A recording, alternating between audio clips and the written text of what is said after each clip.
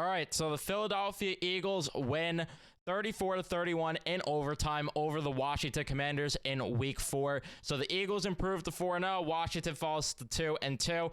Yes, I'm using a different microphone because I want to test things out. Why not test it out on my third channel here, since this channel does not really do well right now? Hopefully one day it will, but right now doesn't do the best. But let's talk about this game, because the Philadelphia Eagles definitely they took care of business, that's for sure. Getting the win's nice, but I am concerned about the play calling at times on the offensive side. And then I'm also concerned about the play calling on the defensive side. More so the defensive side in this one, because the defense did not look as crisp as they've looked in the previous few games. But even then, I've been saying for a couple of weeks now that I have not been impressed with the secondary play from the Philadelphia Eagles. And part of that is because of the fact that the play calling's been bad and the secondary has just been atrocious for the most part and mid at best. So we're going to break down the game. Before we do, leave a like on the video if you do enjoy, subscribe if you guys are new, especially if you're Eagles fans, and turn on your notifications so you know when I upload or go live next on the channel. But let's kick things off. The Eagles were on defense to start this game out, and Terry McLaurin made himself known early in the game, got a slant, ran a slant, if I could talk, for a first down. Then he had a big catch there on Job, who had a very rough day at the office, to say the least. Samuel then got a first down. Washington just marching down the field. Job then did have a nice little play on Dotson. Carter ended up getting some pressure to make it fourth down, but Robinson got the first down on the run.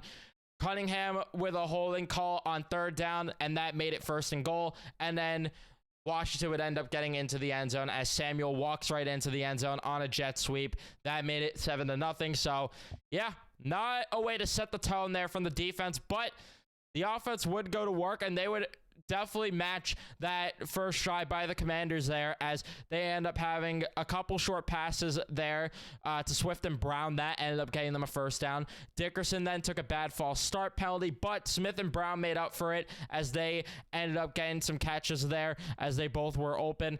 So made up for that bad flag there, or that, not the call being bad, but Dickerson being irresponsible. They were undisciplined throughout the majority of this game, though. That's for sure. Swift then ended up making a catch. A face mask got called, and yeah, they ended up getting a first down from that. Goddard then got a first down, and then Swift brings it to the end zone to make it a 7-7 game. And that's pretty much it for the first quarter. The Commanders would start their second offensive drive at the end of the quarter, but not really much that happened in the first quarter other than those two drives. So yeah, for the Commanders' second drive, Gibson ended up getting a first down. McLaurin then was wide open, got a huge first down. Don't know why they were going with some zone defense there, but the coverage again was just soft all around from the defense, especially the secondary. I thought that the defensive front looked good, that's for sure. They were making Howell work a lot, but Howell did have some easy times here during the game because of the fact that the secondary just was not good enough. And then Thomas ended up getting a big first down. Flag came down as well. Defense looked brutal. And then Edmonds had a chance in the end zone to pick one off. And Carter and Barnett had some great pressure, but Edmonds could not catch the football there. And then the Eagles ended up forcing a fumble, but McLaurin ends up grabbing it in the end zone to make it a 14-7 game. Did I say McLaurin? McLaurin. We're not talking about cars here. We're talking about football. Then the Eagles on their second offensive drive, Brown ended up getting a first down. Smith then ended up getting a catch. Swift then with a run. Hurts was in on the brotherly shove for a first down. Dickerson, though, was offsides, so it ended up getting called back. And yeah, they ended up having the punt. Then on the third drive for the Commanders, Morrow, oh boy, did Morrow have a big game. He ends up getting a sack there, and a 3-and-out there for the Eagles on that drive was much needed. Morrow was an animal in this game.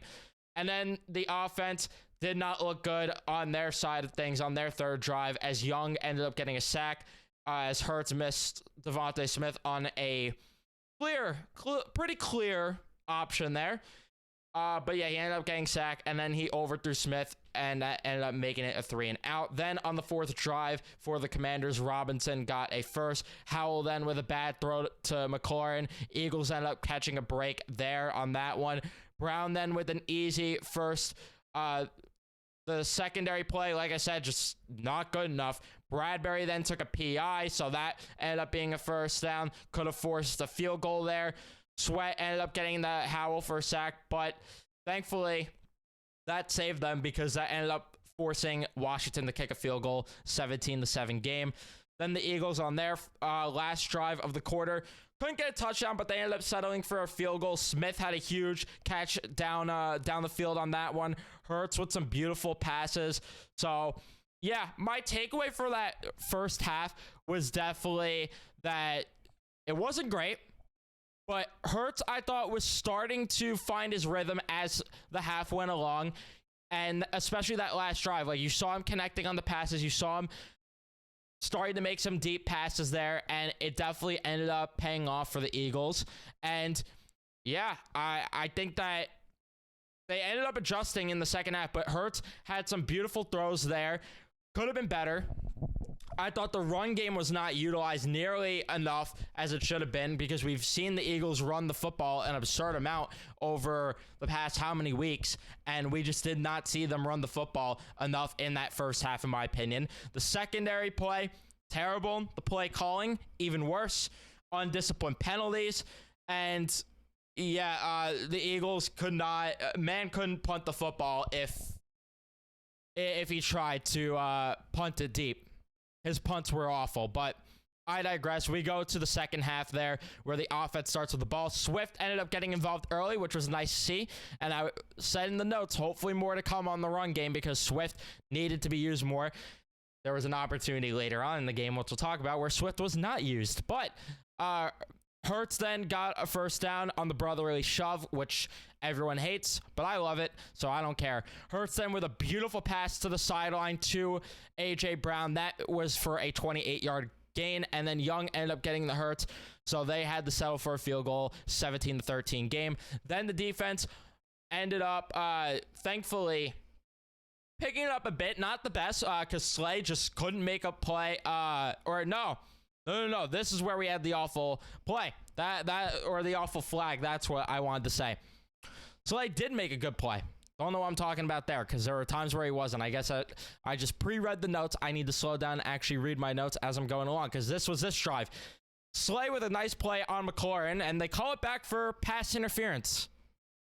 Why? Couldn't tell you, but they call it pass interference. Dotson then couldn't make the catch, and they force a punt. I need to slow down. They force a punt. Still new to this thing with the Eagles here. Anyway, the offense goes back to work, and thankfully the offense cooked as Swift ended up being held there, so the ball was ahead of him on a throw there by Jalen Hurts. So that ended up being a flag, ended up giving the Eagles some yards there, but would have been a bigger gain if Swift ended up being able to, if he was able to catch that football and wasn't held. Smith then had a big catch of himself. A tackle saved it from being a huge gain, but he ended up having a nice little catch there, and then Gainwell ended up picking up the first, and then Smith, I don't know why I wrote Smith here. Oh my God, I'm all over the place. Jalen Hurts ended up having a great play there, ended up throwing a dot to A.J. Brown. Smith, though, with the great block. That's what I meant to say. And then Gainwell got the 2-point conversion, 21-17. So all of a sudden, the Eagles they're starting to cook. Offensively, and the offense definitely looked so good in the second half, and that's what we need to see on a consistent basis. Then the 6th drive for Washington, they ended up having a push play of their own. Slay ended up being shaken up on a play. Thankfully, he ended up coming back into the game. Howell had the run for his life, and Morrow ended up getting him, and that ended up forcing a punt. The offense goes back to work, and this one pissed me off. The Eagles marched down the field, and 3rd and 11. They run the football. And this is where I was talking about. They utilize Gainwell when, if you're going to run the football on 3rd and 11, why are you not utilizing your main running back in DeAndre Swift? Not sure why, but they have to settle for a field goal, which made it 24-17. Then, this one was interesting. On the Commanders' 7th drive, by the way, we're in the 4th quarter at this point. Howell was kept running for his life, being chased down, but nobody in the secondary could make a play. I don't know if that's due to play calling being soft. I don't know if that's because of the secondary just being bad self. It could be a mix of both, but all I know is that it looks brutal out there. I'm going to give more of the blame to Sean Desai. I think that the play calling has just been brutal because it's not a coincidence that Darius Slay goes from being so good and now he just looks mid right now. Like, Darius Slay does not look good out there. And yeah, this pissed me off too. So Washington goes for the push play. They end up taking a flag on it. Nick Sirianni elects to accept the flag. Then Samuel gets the first. Robinson walks in for the touchdown. I'm not quite sure why they accepted it there. I'm 50-50 on it. And I was then, I am now, because I was like, okay, what are they going to do here? Do they accept this flag, or do they just, or do they let Washington try to go for on 4th down, or let them settle for the field goal? Because they might have settled for the field goal at that point of the game because they didn't want to risk it. I think that they should have just declined it and forced Washington's hand on 4th down. That's my opinion. That's my opinion. Because if you thought Washington was going to go for it regardless on 4th down, on 3rd and 5, Washington could have easily ran the football there instead of throwing it for first down. Could have easily ran the football there, gained a couple of yards, get back to the 1 yard line, and then all of a sudden it's 4th and 1 regardless. You might as well just dare them in that moment. I don't know. That's just my opinion. And then the offense on their 8th drive, Hurts ended up escaping from the pocket for a huge run. Forbes broke up an attempt to Brown, and then Hurts almost threw a pick, but Brown had to play some defense there and stop that. So, not good. And at that point, I'm not going to lie, I was worried that the Eagles were going to lose the game. I really got worried at that point because then Washington comes onto the field, and thankfully, there wasn't much. There wasn't much. The defense stepped up big there. Howell had an easy run at first for some yards on 3rd down, but then Howell got sacked. Here comes Hassan Reddick, and then Washington took a false start penalty, and then thankfully they ended up forcing a punt as Howell couldn't find anyone. So then the offense gets the football again, and Covey got a nice little return. Zacchaeus ended up getting a big catch, a nice little play there by Jalen Hurts, a nice throw there up the middle. Brown got a first down, and then he finds Brown in the end zone for a dime, 31-24. Brown takes a taunting penalty, and that ended up hurting the Eagles a bit, but not entirely, because one, they won the game. Two, I felt more of, again, the soft play calling in that last drive there as Washington gets the ball back. Morrow got a sack. And then they allow Pringle to get right up to, I think it was 4th and 2nd, 4th and 3rd maybe. And then, because again, it was 3rd and long. It was 3rd and long at this point, right? Or was it 2nd and long? It's 2nd and long or 3rd and long at this point. And you allow them to just very easily, no, it was 3rd and long because they ended up going for it afterwards. Yeah, on 3rd and long, just you allow them to get a 15-yard gain with soft secondary play. And then you allow them to get the first. The defensive line is not to blame there. They put pressure on Howell, and then he ends up just finding a guy wide open there in coverage because Bradbury went to go for the tackle there. Then McLaurin ended up getting a first at the sideline. That ended up making it 5 seconds. A pass was broken up. There was still 2 seconds on the clock, and then Dotson was wide open in the end zone on a good route run. Tied the game at 31. But thankfully in overtime, McLaurin had a big catch, but could not stay in bounds, so they forced a 3-and-out, thankfully.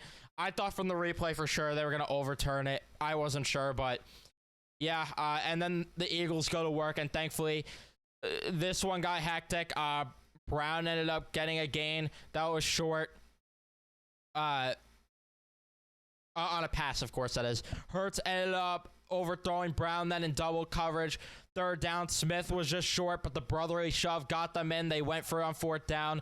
Swift then with a huge 1st down on a play that looked like it was going to be nothing. And then Hurts throws it to nobody. I guess there was miscommunication there, but A.J. Brown's nowhere even near the end zone. They call it intentional grounding out of field goal range, but thankfully Smith ended up making a catch to get them back in field goal range, and Elliott banged home the field goal, and that ended up winning the game. The Eagles are now 4-0. That wins them the game 34-31. Again, not necessarily the sexiest win, but I will say a lot of positives from this, and I'm feeling a lot better than I was for sure a week ago, because the secondary play I expect to improve, because that's the main problem right now that I have after this game, especially. The secondary play I've not been impressed with, and I am even more pissed off with from this game. But I think a lot of that has to do with play calling. The defensive front looked good. The offense started to find their rhythm. If they could build on this performance that they had, especially in the second half, and make it a consistent effort, this team could all of a sudden go the distance. And this is the type of offense that we saw last year. Granted, again, the play calling still needs to improve a bit at times, but they're starting to look more and more like they did last year on offense. But that's going to be it for me. Let me know your thoughts on the game in the comment section down below. I would love to hear from you guys. Don't forget to leave a like if you did enjoy. Subscribe if you guys are new, especially if you're Eagles fans. Turn on your notifications so you know when I upload or go live next. And I'll see you guys in the next time. Go Birds.